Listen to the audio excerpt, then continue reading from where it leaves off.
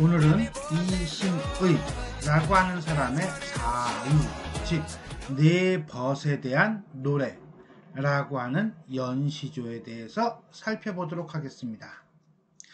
작가 이신의가 광해군 9년에 임목대비의 폐위를 반대하는 상소문을 올렸다가 회령지방에 귀양가 있을 즈음 친구에게 검구를 전해받고 띵 울리는 거죠.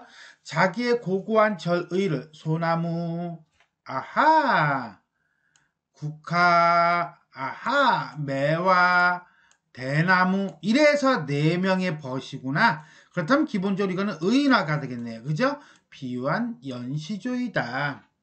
세찬 풍상에도 느면한 기상을 잃지 않는 소나무의 모습을 통해 지조와 절개를 예찬하고 있으며 춘광이에요. 풍광이 아니고 춘광을 마다하고 된서리에 홀로 피는 국화의 청고한 맑고 높은 모습을 통해 고결한 선비의 지조와 소신을 예찬하고 있다.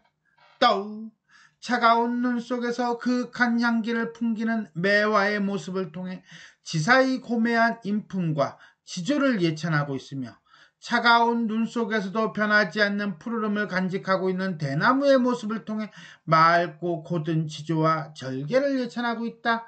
자, 그러니까 연시조라고 그랬잖아. 그러니까 소나무, 대나무, 소나무, 국화, 매화, 대나무 전체 몇 개? 4수로 이루어져 있는 연시조이다. 그 중에서도 대나무를 예찬하는 이 사수, 4번째 시조를 가장 뛰어나다라고 평가하곤 합니다. 자, 그럼 우리가 전체 한번 읽어보도록 하겠습니다. 바위에 섰는 소리, 솔은 소나무겠죠? 바위에 섰는 소리, 느면한 줄 반가운디여. 풍상을 겪어도 여위는 줄 전혀 없다. 어쩌다 봄빛을 가져 고칠 줄 모르나니. 동리에 심은 국화 귀한 줄 네 아나니. 춘강을 범패하고 엄상에 혼잡히니. 어집어 청구한 내 벗이 다 맞는가 하노라. 꽃이 무한오되 매화를 심은 뜻은 눈 속에 꽃이 피어 한빛인 줄 귀하도다. 하물며 그윽한 향기를 아니기코 어이리. 백설이 잦은 날에 대를 보러 창을 여니 온갖 꽃 간대었고 대숲이 푸르러셔라. 어째서 청풍을 반겨 흐덕흐덕 하나니. 자, 머머니 하는 거 보니까 영탄적 어조가 많이 거의 다 쓰였다 이렇게 봐도 될 것 같아요. 자, 그럼 한행 한 구절 한 구절 살펴보도록 하겠습니다. 바위에 섰는 소리, 소나무 중심제죠. 느면한 줄 반가운데요. 요게 키워드일 것 같아요. 느면하다라고 하는 건 위엄이 있고 당당하다라고 하는 거예요. 결국은 소나무라고 하는 대상에 어떤 당당함, 위엄 있음이라는 인격적 속성을 부여하며 대상에 대한 긍정적 태도를 드러내고 있다라고 보시면 되겠어요. 풍상, 바람과 서리, 즉 시련과 고난을 겪어도 여위는 줄 전혀 없다. 시련에 굴복하지 않는다. 라고 하는 것으로 소나무의 당당하고 강인함을 보여주고 있네요. 어쩌다 봄빛을 가져. 봄빛? 푸른빛이에요. 근데 이 푸른빛은 변함없이 꿋꿋한 어떤 지조, 절개를 드러내며 고칠 줄 모르는구나 라고 하는 것은 이 지조와 절개를 굽히지 않는구나 라고 함으로써 이 느면한 기상, 즉 소나무의 느면한 기상을 노래한 1수였습니다. 자, 그럼 2수를 보겠습니다. 동리에 심은 국화 귀한 줄 네 아나니. 동리, 동쪽 울타리.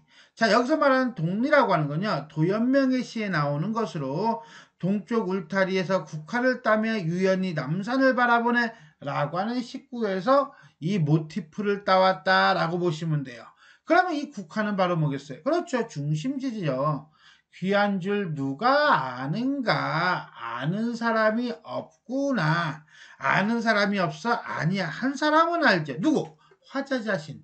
즉 남들은 모르지만 자신은 자기 자신은 안다는 자부심이 드러나고 있다 라고 볼 수 있어요. 춘광, 여기서 말하는 춘광은요, 일수에서 나온 봄빛하고는 다른 거예요. 왜? 범패하다라고 하는 게 마다하다라는 뜻이에요. 즉 춘광이라고 하는 봄볕은 일종의 세속적 가치, 따스함, 편안한 삶이라고 본다면 이것을 마다하고 엄상, 늦가을 된서리에 혼자 피니 이런 뜻이에요. 그러니까 어찌 본다면 이것과 이것은 대비적인 계절적 속성을 보여주며 하고 싶은 말은 여기에 있는 거죠.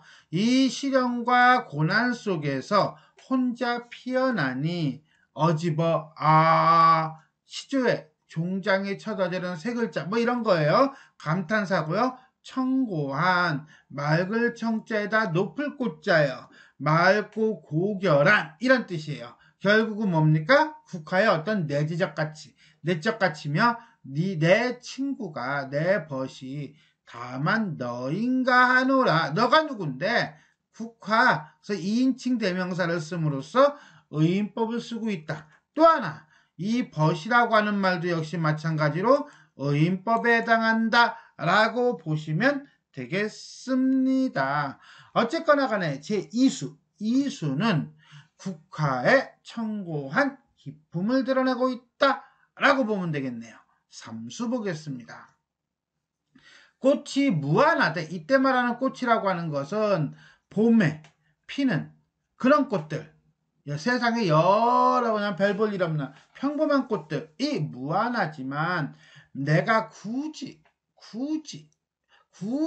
매화를 심은 뜻은 매화 중심지제죠. 눈 속에 여기서 말하는 눈을 아이라고 보면 안 되겠죠? 시련, 고난 속에 꽃이 피어. 어떤 꽃이 피어? 이 꽃이 피어? 아니야. 매화가 피어. 한빛인 줄 귀하도다. 이때 한빛이라는 건 눈이라고 하는 것도 하얀색이고요. 매화도 하얀색이거든요. 즉 같은 색깔이라는 거예요. 흰색이라는 거예요. 이 흰색이라고 하는 것은 결국 뭐냐? 그럼 이거는 어떤 청초함, 고결함, 깨끗함 이런 거예요. 어쨌거나 간에 눈 속에 꽃을 피워 눈과 같이 하얀 빛을 띠는 매화의 어떤 외적 속성을 제시하며 하물며 그윽한 연기, 이건 내적 아름다움이에요. 후각적 심상이고 아니 귀하다고 어이야리요 라고 하는 것은 결국은 귀하다 라고 하는 것을 서리적인 표현을 쓰고 있다 라고 쓰면 되겠어요. 제3수 매화의 고귀한 자태와 향기. 자, 마지막 4수 보겠습니다. 백설이 잦은 날에 대를 보러 창을 여니 백설 시련과 고난이라고 본다면 대는 뭐겠어요? 대나무를 보려고 창문을 여니 온갖 꽃, 겨울이잖아. 그러니까 이 온갖 꽃은 다 시들어진 거야. 없어진 거야. 봄 되면 피고 겨울 되면 사라지고 한마디로 뭡니까? 좋을 때는 활짝 펴가지고서는 나 잘났다 하다가 조금만 시련이 있으면 깨갱하는 거죠. 어찌 본다면 가변적인 대상이고요. 비판적인 대상일 거예요. 그럼에도 불구하고 이런 시련과 고난 속에서 대나무는 늘 어때요? 푸르다는 거죠. 그래서 겨울에도 푸르름을 잃지 않는 대나무의 덕성을 예찬하고 있다. 시각적 심상이네요. 그리고 또 하나 백설이라고 하는 하얀색과 푸르다라고 하는 대나무가 이렇게 색채 대비를 이루고 있습니다. 그걸 통해서 하고 싶은 말은 뭡니까? 그렇죠. 변함없음을 얘기하고 싶은 거예요. 어째서 청풍을 맑은 바람을 반겨 흔들흔들 하나니 라고 함으로써 결국 주제는 대나무에 변하지 않는 지조라고 보시면 되겠습니다. 자, 이렇게 해서 우리는 이신이의 이신이의 사우가 1수부터 4수까지 전체를 한번 살펴보았습니다. 자, 그럼 정리해 볼까요? 연시조고요. 예찬적이고요. 그 다음에 소나무, 국화, 매화, 대나무의 덕목을 예찬하고 있다. 자연문을 의인화하여 주제의식을 드러내고 있다. 어떻게? 이렇게죠. 1수에서는 소나무를, 2수에서는 국화를, 3수에서는 매화를, 4수에서는 대나무를 제시하죠. 그러면서 이 소나무가 겪는 시련 속에서도 느면한 태도, 봄빛을 가지고 있는 모습을, 그 다음에 국화가 겪는 엄상이라는 시련 속에서도 청고한 자세를 유지하려는 모습을, 그 다음에 매화는 눈 속에서도 한빛 또는 그윽한 향기를 끄집어내는 것을, 대나무는 백설을 통해서 푸르다라고 하는 것, 그 다음에 청풍이라고 하는 것을, 이런 식으로 자연물이 지닌 속성에서 숭고한 내재적 정신적 가치를 발견하고 있다라고 보시면 돼요. 결국 화자 내지는 작가가 추구하고자 하는 삶의 자세는 여기에 있다라고 보면 되겠죠. 다양한 표현 방식을 사용하여 대상과 주제의식을 부각하고 있다라고 되어 있는데, 표현 방식이 좀 많습니다. 일단 기본적으로 의인법이죠. 의인법은 자 1수, 2수, 3수, 4수 라고 하여 의인화를 통해 친근감을 드러내며 자연물의 덕성을 예찬하고 있다라고 볼 수가 있겠습니다. 다음은 서리법이네요. 귀한 줄 네가 아나니 라고 하는 건 귀하다는 얘기죠. 아니기코 의아리 역시 귀하다는 거죠. 즉 서리법을 사용하여 시적 대상이 갖는 의미를 강조하고 있다라고 본다면, 계절감이에요. 계절감은 전체적으로 겨울을 나타내는 경우가 많아요. 그죠? 그 겨울 속에서도 꿋꿋이 피어내는 내 친구의 모습을 통해서 어떤 덕성을 강조하고 있는 거니까요. 풍상, 엄상, 이때 상이 설이야, 설이. 눈, 백설 등 어쨌거나 간에 이러한 계절감을 드러내는 시어를 사용하여 대비적으로 사후의 긍정적인 속성을 부각하고 있다라고 볼 수가 있겠습니다. 다음에 심상. 심상은요, 시각적 심상, 촉각적 심상, 후각적 심상을 통해서 어떤 시적 대상과 시적 상황을 선명하게 드러내고 있다라고 보시면 되겠네요. 대비요. 대비는 아까 색채 대비를 얘기했었어요. 백설이 할 때 백자가 하얗다잖아. 하얀 눈과 대숫, 푸르다라고 하는 걸 통해서 대나무의 늘 항상 올레이지 푸르름, 어떤 지조, 절개, 굽히지 않는 모습을 강조하고 있다라고 보시면 되겠습니다. 자, 이렇게 해서 우리는 이신의의 사우가에 대해 살펴보았습니다.